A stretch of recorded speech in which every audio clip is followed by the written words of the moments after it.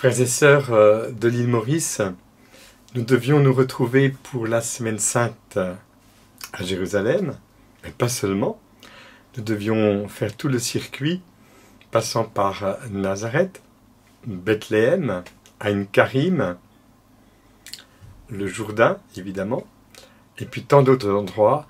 Et voici que l'aventure internationale de la pandémie nous empêche de nous retrouver. Nous sommes aujourd'hui le 19 mars 2020. Je vous propose de faire connaissance avec une figure dans l'Église qui sera de plus en plus connue et reconnue, je l'espère, celle du Père Raymond Alter.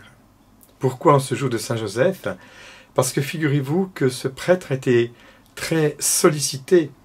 Il est mort à 73 ans en 1998 et il a été très sollicité à cause de ses charismes. Et parmi ces charismes nombreux, un plus spectaculaire que les autres sans doute, le charisme de guérison. Et comment a démarré ce charisme? Alors nous avons une trace, et je vais le laisser nous raconter comment ça s'est passé tout au début, et c'est lié à la fête de Saint-Joseph. Un jour, j'ai eu ce don de la prière en langue qui a arrêté le don des larmes, mais vraiment sans savoir exactement où ça pouvait mener. Quelques jours après cette prière en langue, quand je dis que c'est la petite porte de service par laquelle le Seigneur fait passer ses dons, quand il tient en main notre faculté de langage, il peut faire passer tout le reste aussi. J'allais rendre visite à une religieuse de 83 ans qui venait d'avoir une attaque, paralysée du côté gauche entièrement, et puis le médecin avait dit à ses supérieurs, vous savez, c'est le prêtre qu'il faut faire venir, parce que c'est fini. Et je viens voir cette religieuse, et je la trouve en train de pleurer tout ce qu'elle savait pleurer. Et pourquoi elle pleurait? Parce que 2 jours après, ça allait être le 19 mars, et que c'est la première fois de sa vie religieuse qu'elle ne pourrait pas être à la chapelle avec ses sœurs pour célébrer Saint-Joseph. Vraiment, je ne sais pas ce qui m'a pris à ce moment-là, j'ai ressenti en moi une sorte de bouleversement qui n'était pas simplement de l'émotion, vraiment une sorte de bouleversement. J'ai prié avec elle une prière, quelque chose qui partait vraiment du fond du cœur, et je lui ai dit, eh bien écoutez ma sœur, si dans 2 jours vous n'êtes pas à la chapelle avec nous, c'est moi qui viendrai dire la messe dans votre chambre. Vraiment, en blaguant un peu pour la mettre à l'aise, en principe. 2 jours après, elle était dans la chapelle.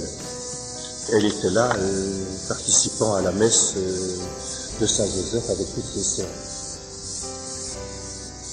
Personnellement, j'ai même pas fait de lien entre la prière et cela. Ce sont ses sœurs qui l'ont fait.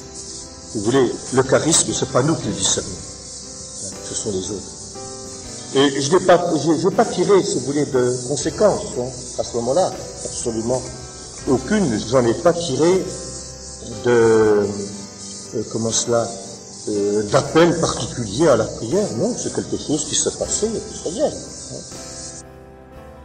Saint-Joseph, toi qui t'es laissé conduire sur des voies tout à fait nouvelles, dans cette vie très nouvelle, puisque tu es marié, authentiquement marié, un mari, que tu as un enfant qui était donné par Dieu, par l'Esprit Saint qui l'a couverte de son ombre, et qu'avec Marie, vous formez cette sainte famille de Nazareth, cette première cellule de l'Église à venir, car l'Église, voulue par Jésus, dans une pensée d'amour éternel de Dieu, a comme cellule fondamentale la famille. Et justement, avec Marie et Jésus, toi, Joseph, tu formes cette sainte famille dont tu es le responsable, le chef, pourrait-on dire, au service, mettant en valeur et la mère et l'enfant. Cellule prophétique de toutes les autres cellules de l'Église que sont les familles à venir après la Pentecôte. Joseph protège la famille, protège l'Église à partir de ces cellules de base que sont les familles. Et protège l'Église dans son ensemble, protège son unité, son universalité. Joseph, toi qui nous as donné de vivre avec toi le modèle du silence, de la prière, de l'écoute, de la disponibilité, de l'effacement, fais-nous progresser sur ces voies, pas seulement personnellement, mais en Église. Et donne surtout, Joseph, à toutes les familles du monde, appelées à découvrir la tienne, de découvrir que dans les gestes simples de la vie quotidienne, vécus intensément, Dieu est glorifié. Amen.